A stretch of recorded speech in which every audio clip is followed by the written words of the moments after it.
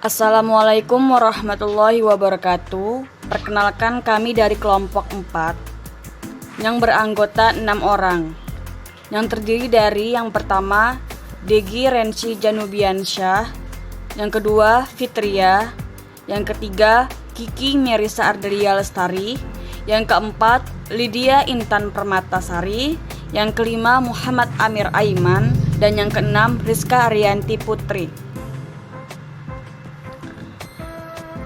Kelompok kami akan membahas topik mengenai perancangan aplikasi Internet of Things atau bisa disebut IoT, Autonomous pada mobil. Sebelum kita membahas lebih dalam topik yang kami akan bahas, yang pertama kita harus mengetahui apa itu pengertian dari IoT. Pengertian Internet of Things atau bisa disebut IoT adalah suatu konsep atau program di mana sebuah objek memiliki kemampuan untuk mentransmisikan atau mengirimkan data melalui jaringan tanpa menggunakan bantuan perangkat komputer dan manusia. Internet of Things atau sering disebut dengan IoT saat ini mengalami banyak perkembangan. Selanjutnya akan dijelaskan oleh rekan saya. Baiklah, saya lanjutkan. Aplikasi iOS pada kendaraan pribadi mampu menciptakan autonomous car atau yang sering juga disebut sebagai mobil tanpa pengendara atau mobil pintar. Mobil tersebut memiliki kelebihan dapat mengenali lingkungan sekitarnya dan berjalan tanpa dikendalikan oleh manusia. Kemudian slide selanjutnya. Teknologi informasi dan komunikasi semakin berkembang setiap waktu. Perkembangan teknologi memberikan pengaruh yang signifikan dalam kehidupan masyarakat karena dianggap mampu mengurangi pekerjaan manusia secara drastis. Salah satu bentuk perkembangan teknologi tersebut adalah munculnya kontrol peralatan internet jarak jauh atau yang umum disebut dengan teknologi Internet of Things atau IoT. Kemudian akan dilanjutkan oleh teman saya. Selanjutnya, saya akan melanjutkan tentang penjelasan Internet of Things atau disingkat dengan IoT. Pengguna teknologi kini dapat menciptakan suatu interaksi antara perangkat-perangkat keras yang nyata dengan dunia virtual. Menurut Bu Vaneswari, tahun 2014, kehadiran teknologi tersebut memberikan kemudahan pengelolaan dan optimalisasi peralatan elektronik atau listrik yang menggunakan internet. Setiap peralatan yang berada di lingkungan manusia dapat berhubung dan bertukar informasi melalui koneksi internet. Menurut Santoso dan Ramli tahun 2016. IoT atau Internet of Things sudah mulai banyak diaplikasikan dalam lingkungan masyarakat, seperti munculnya smart cities, smart animal farming, smart agriculture, smart home and home automation, smart environment, hingga pada industrial control menurut Bu Vaneswari tahun 2014. Selanjutnya, mengenai tentang autonomous car. Autonomous car merupakan sebuah kendaraan yang dapat menjelajahi lingkungan dan bergerak tanpa pergerakan dari pengemudi maupun manusia. Autonomous car memiliki fitur-fitur seperti GPS, kamera, computer vision, dan sensor. GPS digunakan untuk mencari rute-rute terbaik yang akan dilewati dan menghindari kepadatan jalan. GPS akan memberikan alternatif rute ketika pengguna menjumpai kemacetan. Fitur kamera, sensor, dan komputer vision digunakan untuk mendeteksi keadaan sekitar mobil. Dengan kamera, mobil dapat melihat kendaraan atau objek lain yang berada di sekitarnya. Computer vision digunakan untuk mendeteksi objek-objek yang dideteksi kamera. Sensor digunakan untuk memperkirakan jarak mobil dengan kendaraan atau objek lain. Sistem kontrol akan menginterpretasikan hasil pembacaan tersebut dan mengatur pergerakan mobil. Untuk lanjutan, akan dilanjutkan oleh Lydia Intan Permata. Selanjutnya yaitu level tingkat perkembangan teknologi. Ada beberapa level yang ditentukan oleh CEA International untuk membedakan tingkat perkembangan teknologi yang digunakan pada fitur autonomous yang terdapat pada sebuah mobil, yaitu level pertama. Tipe autonomous car pada level ini dilengkapi dengan fitur adaptive cruise control dan fitur lane keeping assistance. Autonomous car tipe ini membantu pengemudi untuk memperhatikan kondisi jalan dan mengendalikan mobil. Fitur adaptive cruise control dapat mengurangi kecepatan mobil secara otomatis saat terjadi perlambatan lalu lintas. Keberadaan fitur lane keeping assistance mampu membantu menjaga mobil agar tetap berada pada jalurnya. Namun, level ini tetap menuntut pengemudi untuk memperhatikan kondisi jalan dan mengendalikan mobil secara penuh. Selanjutnya yaitu level 2. Tipe autonomous car pada level ini memiliki peningkatan penggunaan fiturnya. Mobil sudah mampu mengatur kecepatan dan kemudi pada kondisi tertentu, seperti kondisi di jalan bebas hambatan. Namun karena kemampuannya masih terbatas, pengemudi juga tetap harus memperhatikan jalan dan siap untuk mengambil alih jika kondisi berkendara sudah tidak dapat dikendalikan oleh fitur-fitur yang tersedia pada mobil. Selanjutnya akan dijelaskan oleh rekan saya.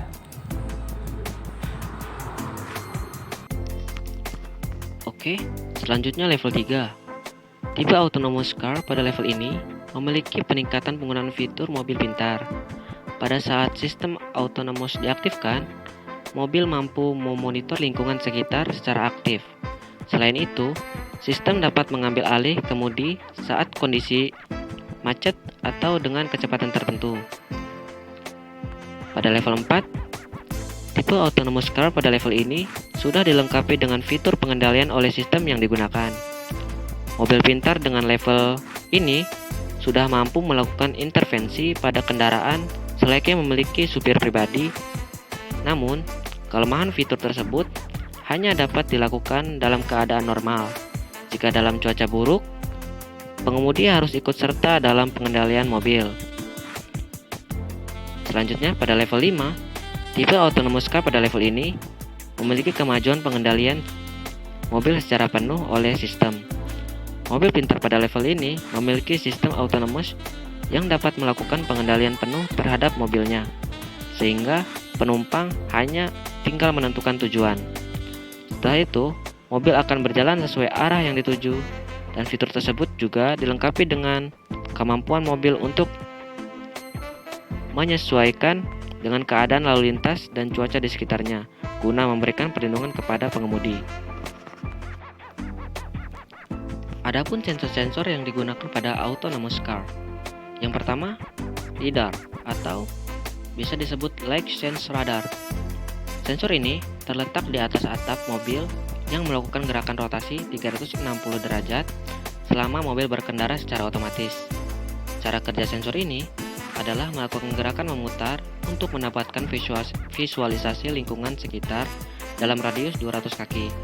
Dari hasil visualisasi tersebut, komputer yang ada di dalam mobil akan memproses data yang diperoleh untuk menghasilkan suatu peta 3D secara real time terhadap lingkungan sekitar. Yang kedua, ada position estimator. Sensor ini diletakkan di sekitar ban kendaraan. Cara kerjanya mendeteksi arah gerak ban apakah sesuai dengan instruksi yang telah diberikan, yaitu berdasarkan peta arah yang ditentukan komputer. Yang ketiga, ada sensor video kamera. Sebagai mata kendaraan, di mana fungsinya untuk mendeteksi objek-objek bergerak seperti pejalan kaki, atau pengendara sepeda, atau pengendara lainnya. Yang terakhir, ada radar. Sensor ini berfungsi menentukan suatu objek yang mendekat atau menjauhi kendaraan. Oke, selanjutnya akan dilanjutkan oleh rekan saya. Berikutnya beberapa keuntungan maupun kelemahan yang ada pada autonomous car. Yang pertama yaitu keuntungan menggunakan autonomous car. Yaitu autonomous car memiliki potensi untuk menjadi jauh lebih aman, menghasilkan efisiensi jalan yang lebih baik, menghemat bahan bakar, memudahkan dalam bertransportasi. Autonomous car sendiri memudahkan dalam bertransportasi. Di antaranya, dapat mendeteksi lubang di jalan, mampu mengenal polisi tidur atau lubang di jalanan. Mobil ini tidak menghindari halangan tersebut, tetapi memperlambat lajunya sehingga lebih mulus melaluinya. Selain itu, mobil ini juga dapat menghindari pengendara sepeda, terutama di negara maju. Banyak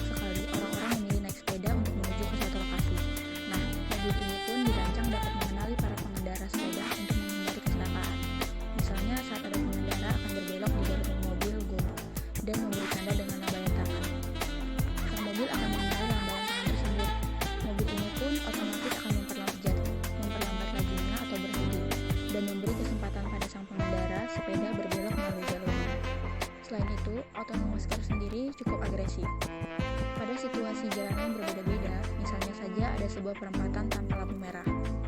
Pengendara manusia mungkin akan diam saja dan menunggu dengan sabar gilirannya melaju atau berbelok. Tetapi dengan mobil autonomous car, ini dirancang untuk lebih agresif. Dia akan berjalan perlahan-lahan secara konsisten dan memberi tanda pada mobil lain bahwa ia ingin giliran melaju. Selain itu, autonomous car juga bisa berjalan dengan lembut.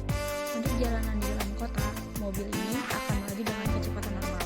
Tetapi jika di jalan tol misalnya, mobil ini dapat juga berjalan dengan kencang, bahkan di atas kecepatan yang diperbolehkan. Hal ini disengaja agar sang mobil tidak malah menghambat mobil di sekitarnya yang juga dalam kondisi cepat melaju. Selain itu, mobil ini juga terus mengambil informasi. Di situasi jalanan yang rumit, mungkin pengemudi manusia akan mengambil alih kendali karena merasa belum yakin.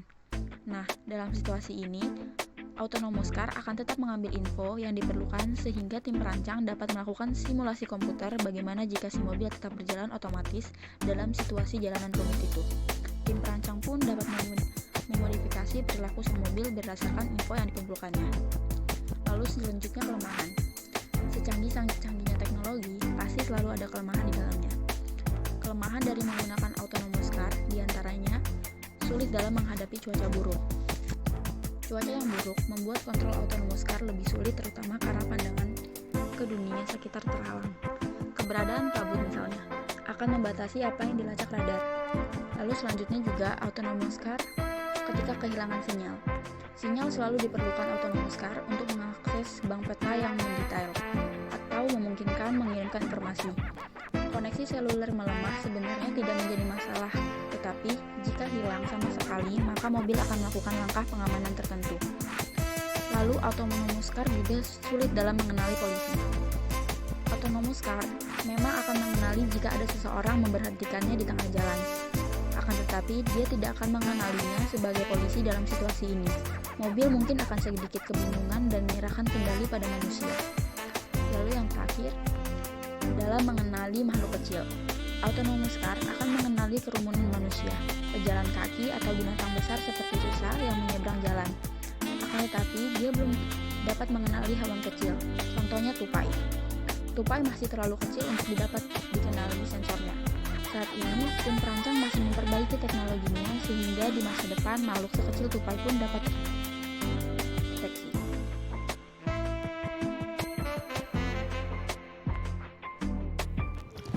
Demikian presentasi yang kelompok kami sampaikan. Apabila ada kesalahan kata, kami mohon maaf. Kami ucapkan wassalamualaikum warahmatullahi wabarakatuh.